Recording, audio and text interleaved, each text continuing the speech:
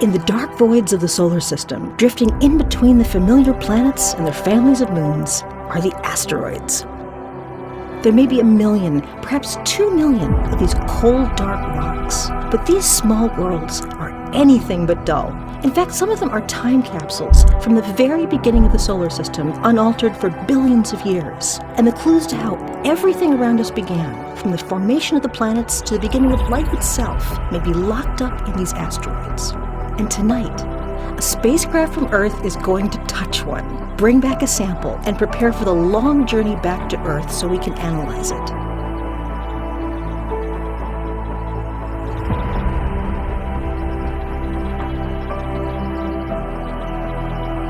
OSIRIS-REx has descended below the 5-meter mark.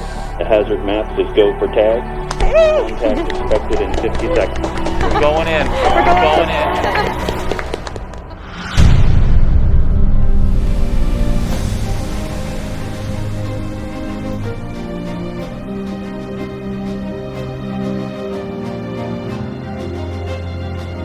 OSIRIS-REx is a one-of-a-kind spacecraft with an extraordinary team of engineers and scientists charting unexplored places. It was launched on September 8, 2016.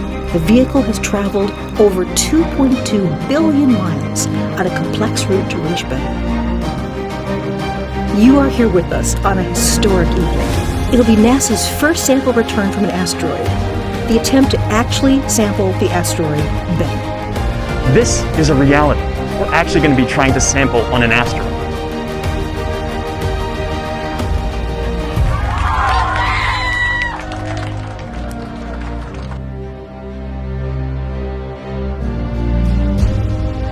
This represents the hopes and dreams, hard work, blood, sweat, and tears of thousands and thousands of people who have worked on this program for over a decade to make this a reality.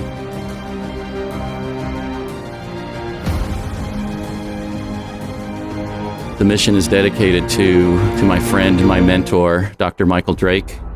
Mike passed away just 4 months after we were selected by NASA to lead this mission. And, he left some parting words. And he said, first of all, you can do this. You've got the team. We're one team. These are big questions. Everybody is rooting for you. Everybody's behind you. And we can take that and lead them forward. It's just amazing. We've been rehearsing this event, all the different mission calls and milestones, but then to actually be here tonight and realize that this is going on 200 million miles away. That's right, yeah. I'm pretty excited.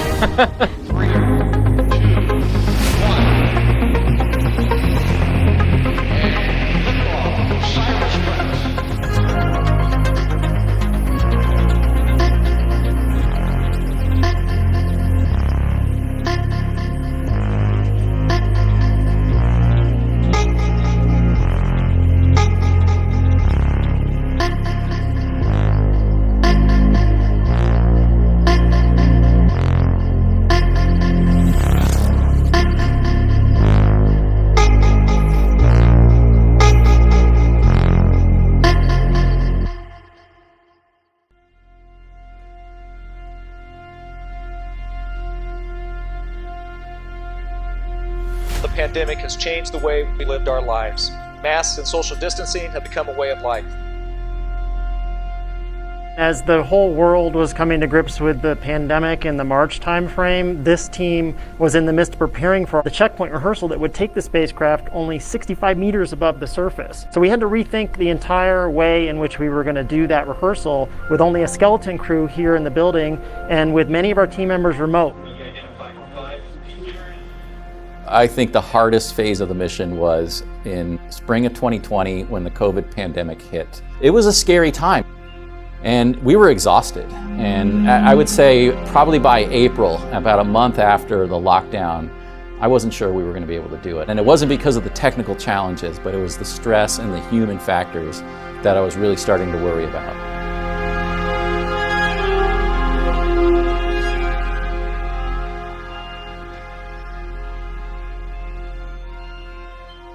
Now the main event is happening in about an hour. This is called TAG. Can you explain to us a bit why it's called TAG? Yeah, today we're tagging an asteroid, and TAG is an acronym that describes our sample collection strategy. We're going to send the spacecraft down for a short duration contact with the asteroid surface, anywhere between 5 and maybe as long as 15 seconds. So we call it a touch and go, or tag an asteroid. And that sample site we're going for today, Nightingale, it's just a few meters in width. Just take a step back for a second and put yourself in the shoes of some of those engineers on this mission. And imagine trying to park a spacecraft on an asteroid 200 million miles away in a space no larger than a few parking spots. As if parallel parking on an asteroid isn't hard enough, imagine also trying to dodge hazards like rocky boulders as you're making your descent down to collect a sample. And on top of that, the team has actually programmed the spacecraft to steer itself down to the surface. We mapped the surface of Bennu to unprecedented resolution of 2 centimeters per pixel, which is better than what we've done on our own Earth and Moon. So it was a huge Herculean effort to get to this point where we're comfortable handing the maps and the keys over to the spacecraft to get us down into this small site today. So right behind me is the MSA, the Mission Support Area for OSIRIS-REx. And today it is filled with very excited people, the scientists, engineers, and technical specialists who've worked on this mission, in some cases for more than a decade. So back there is Gary Napier from Lockheed Martin. He's right in the middle of it all. So Gary, what's the feeling in the room? Michelle, like you said, I am just right behind you, about 20 feet. We're here in the larger Lockheed Martin Mission Support Area, where we're operating 6 of NASA's spacecraft around the solar system. 4 of them at Mars, 1 of them at Jupiter, and this one right here, OSIRIS-REx.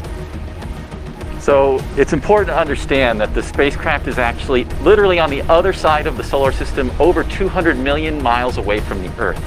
So any signal that we were to transmit here would take over 18.5 minutes to reach the spacecraft. So when we get these signals back, we're actually seeing things that happened in the past at the asteroid.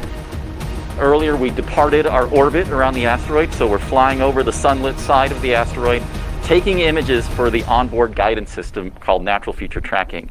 A couple other key events that have taken place already is the spacecraft has deployed its robotic TAG-SAM sampling arm, so the arm is ready, in position to collect that sample. And we've turned on and started collecting science data from one of our science instruments, the Otis thermal emission spectrometer. The spacecraft has already moved into its second natural feature tracking attitude and is getting onboard positional updates as we speak. And I can tell you, everything is going exactly according to plan right now. It looks really good. Now, remember that this is a historic event. Today's endeavor will be the first time the space agency has ever touched the surface of an asteroid, collecting a sample of this pristine ancient material, a scientific treasure far more precious than gold. Let's talk a bit about why working in this low-gravity environment makes it tough to get a sample, because you might think sort of at first you could just take like a robotic claw or a robotic arm and scoop something up, but that's not going to work in these conditions. That's exactly right. The microgravity of Bennu provides a challenge of sampling that we don't normally face on Earth. You can imagine trying to use a shovel or a scoop on Earth, and the ground pushes against you, but the gravity keeps you on the ground. On Bennu, the surface gravity is thousands of times lower than on Earth, so if you pushed a shovel or a scoop into the ground, you'd push yourself right off the surface. So we had to come up with a technique that worked in the microgravity environment and that could work in this tag architecture, this touch and go architecture of just a few seconds long. So I understand the next big milestone we're looking for here is something called match point. That's right. So what happens at match point? Match point is the final maneuver that the spacecraft performs by firing its thrusters. That's where we become centered over the Nightingale sample site and begin that final descent down to the asteroid surface, and the spacecraft is solely focused on its safety calculation and the decision on whether or not it's going to proceed down to collect that sample. Attitude control system has transitioned to touch and go mode. Right, spacecraft's getting ready to make contact with the asteroid surface here.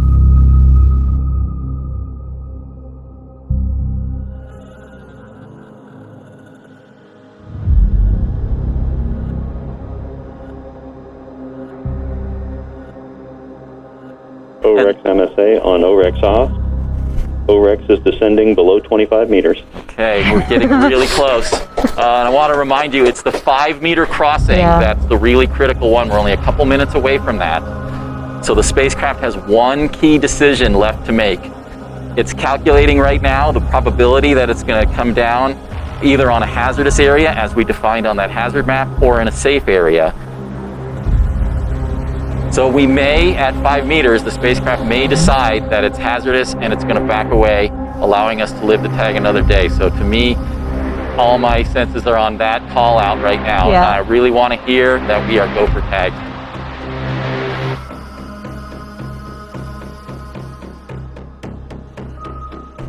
Position uncertainty is 0.5 meters. Predicted tag lateral offset is 1.7 meters. Hazard probability is 0%. Tag lateral velocity is 0.2 millimeters per second. Oh my God. Tag vertical velocity is 10.2 centimeters per second. That sounded really good. Yes. So it sounds like the hazard map calculation looks really good. We're coming down on a green area.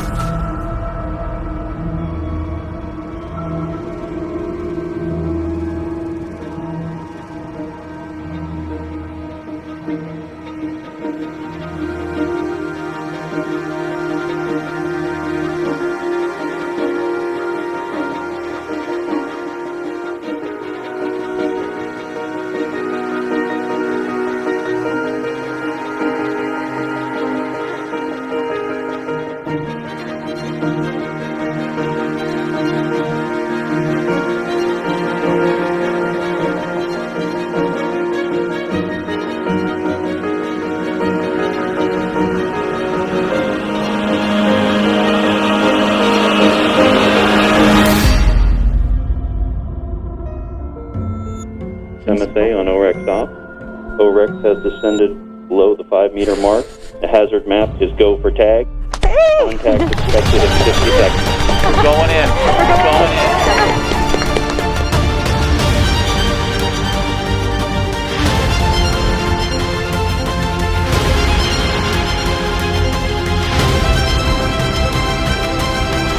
Touchdown to tag. Sampling is in progress.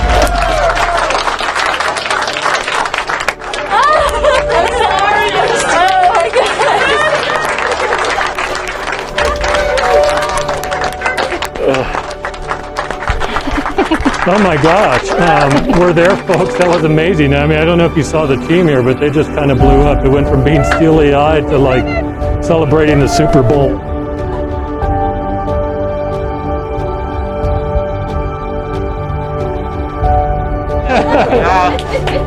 Congratulations. How you guys feeling? Transcendental. I mean, I can't believe we actually pulled this off.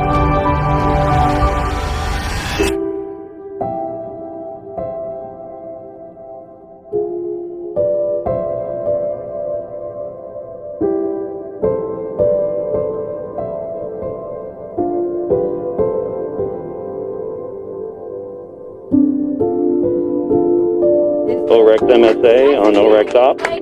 Sample collection is complete and the back away burn has executed. All right, we're on our way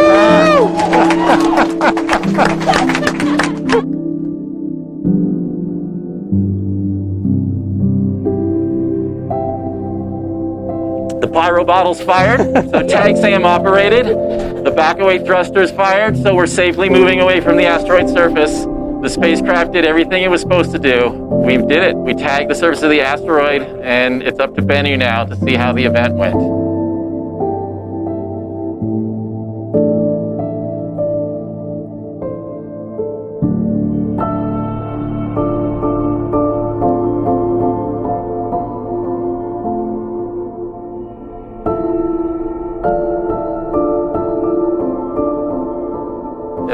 It's almost hard to process everything that's happening right now. It's overwhelming pride in this team and everything we've done to get here. I couldn't really have anything better to say about this group of people.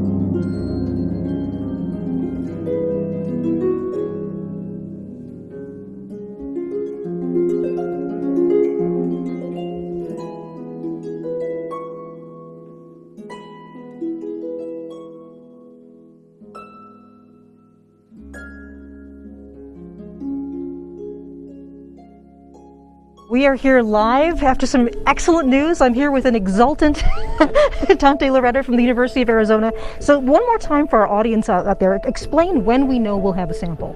A little overwhelmed right now, Michelle, I have to say. It's been pretty intense several minutes here. I can tell you that everything went just exactly perfect, which is kind of the hallmark of this team. We have consistently beaten expectations over and over again. We have overcome the amazing challenges that this asteroid has thrown at us, and the spacecraft appears to have operated flawlessly. We don't know how long we were in contact with yet. That's some reconstructed information that we're going to have to put together over the next few hours as the data come in. We backed away successfully from the asteroid surface. The team is exuberant back there. Emotions are high. Everybody is really proud. We have some work to do to determine how much sample that we have collected. The next thing that I'm going to be looking for is once the spacecraft cools off, it probably got pretty warm as it approached the asteroid surface, so it needs to get rid of some of that excess heat. It's got to get those solar rays back onto the sun and get power positive. Once it's stabilized, it's going to point that high gain antenna at the Earth, and we're going to start bringing that data back. And those SAMCAM images are going to tell us an enormous amount of information about how the events of today went. It's going to be a long, hopefully happy night for all of you as more data comes in. Thank you so much. It's been such an honor to be with you. Thank you. Thank you, everybody, for a great evening. And kudos to this team. It's an amazing experience. Oh, wow. And history was made tonight. Hello, everyone. I'm Nancy Neal Jones from the Office of Communications at NASA Goddard Space Flight Center. Yesterday, NASA's first asteroid sample return mission, OSIRIS-REx, successfully made contact with the surface of asteroid Bennu to collect a pristine sample for delivery to Earth in 2023. To share some remarks with us and to tell us more about what happened yesterday and what's coming up for the mission, we have with us today Dante Lauretta, OSIRIS-REx Principal Investigator, University of Arizona. So yesterday was all about monitoring this real-time telemetry from the spacecraft as we watched the events unfold 200 million miles away. And the question that came up over and over again in that live broadcast was, when are we going to get the images back? When are we going to know how the sampling event went? I can tell you, a lot of us were up really late last night. We were watching the images come down one by one. By about 2 a.m. here, local time in Denver, we got what I call the money shot, where we saw TAG SAM contacting the surface and then the effect of injecting that high purity gas down into the asteroid regolith. I must have watched it about 100 times last night before I finally got a little bit of shut-eye. And then I dreamed of a wonder world of Bennu regolith particles floating all around me. Well, like everything on Bennu, a nightingale was unexpected in the way it behaved to the contact from the spacecraft. It's fun to go back and look at some of our early animations where you can see the TAG SAM head pushing firmly onto the surface, kind of like hitting a pad of concrete. There's a little bit of grain and dust that gets kicked up. And you know, we didn't make that up. We tested TAG SAM dozens of times, including in microgravity on NASA's C9B microgravity testing aircraft. And that's what it looked like. TAG SAM pushed down onto the regolith bed, a few little particles floated away, kind of like coins flipping in slow motion.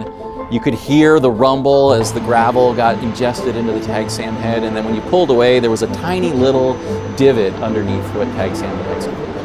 And we really thought Bennu was going to behave just like the test chambers did.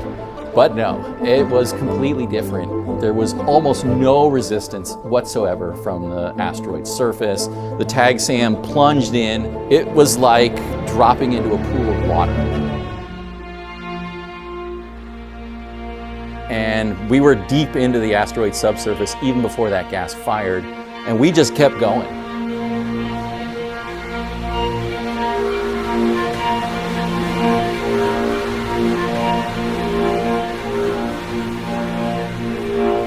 If we hadn't fired the back-away thrusters,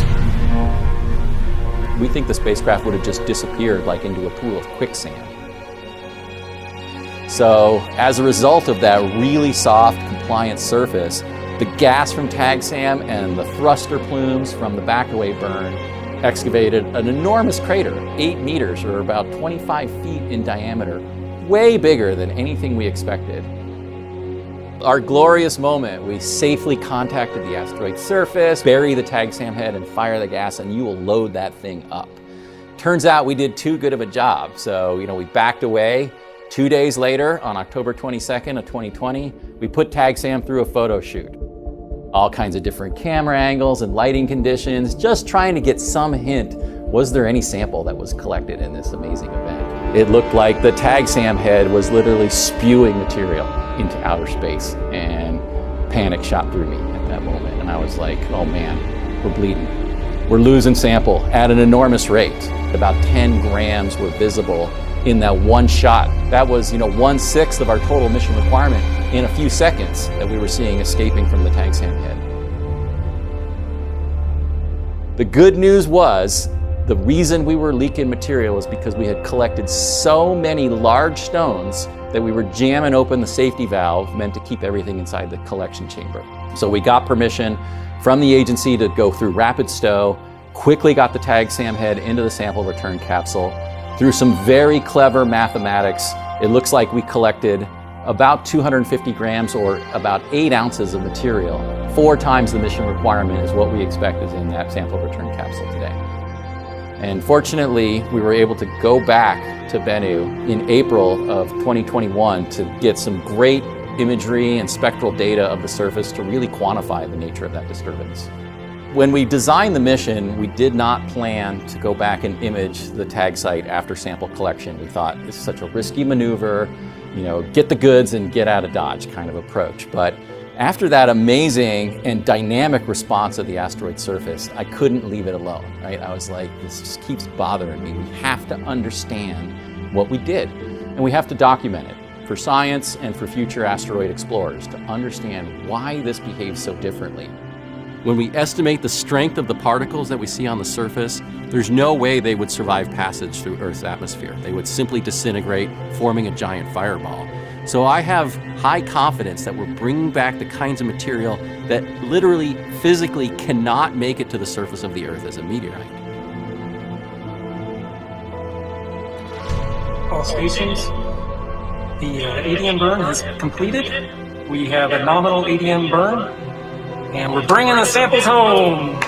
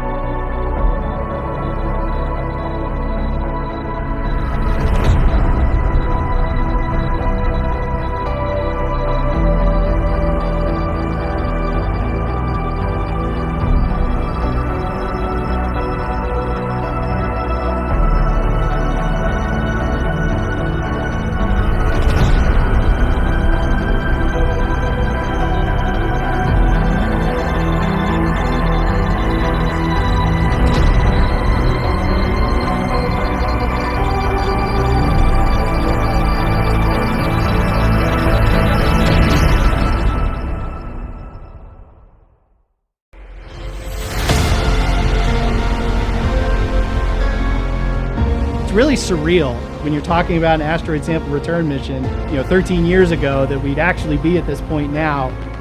I had every confidence in the team that we get there, but your mind just isn't going there, right? You're just trying to get to launch, then you're just trying to get to the asteroid, then you're just trying to get through proximity operations and collect the sample. So you're taking a day at a time getting through operations. But yeah, now that we're here, ready to release the capsule, ready to finally collect it, culmination of all this work, decades of work, from thousands and thousands of people on the team. It's just an incredible sense of accomplishment, and really excited to see this thing get on the ground. All we have left to do to deliver on our promise to the agency is get that sample safely back to the Earth, get it into our laboratories, and answer the fundamental questions about the formation of our solar system and why Earth is a habitable world.